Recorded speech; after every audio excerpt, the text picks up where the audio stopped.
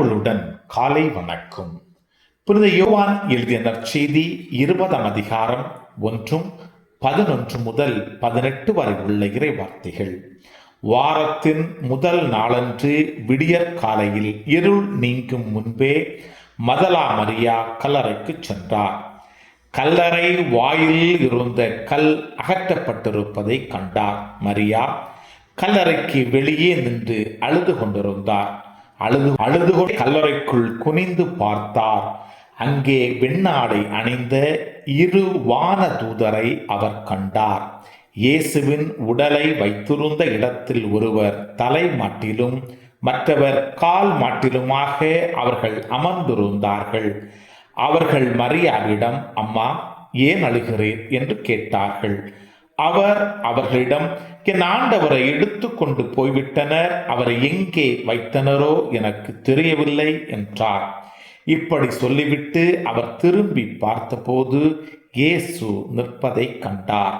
ஆனால் அங்கு நிற்பவர் இயேசு என்று அவர் அறிந்து கொள்ளவில்லை. இயேசு அவரிடம், ஏன் அம்மாய் அழுகிறாய்?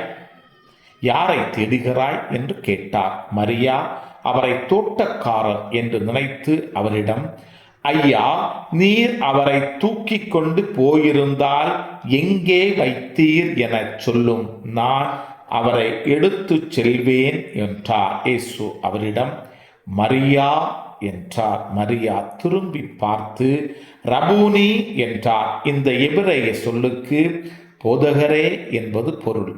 இயேசு அவரிடம், என்னை இப்படி பற்றி கொள்ளாதே, நான் என் தந்தையிடம் இன்னும் செல்லவில்லை. நீ என் சகோதரரிடம் சென்று அவர்களிடம், என் தந்தையும் உங்கள் தந்தையும் என் கடவுளும் உங்கள் கடவுளுமானவரிடம் செல்லவிருக்கிறேன் என சொல் என்றார். மதலா மரியா சீடரிடம் சென்று, நான் ஆண்டவரை கண்டேன் என்றார். தம்மிடம் இயேசு கூறியவற்றையும் அவர்களிடம் சொன்னார். கிறிஸ்துவின் நற்செய்தி.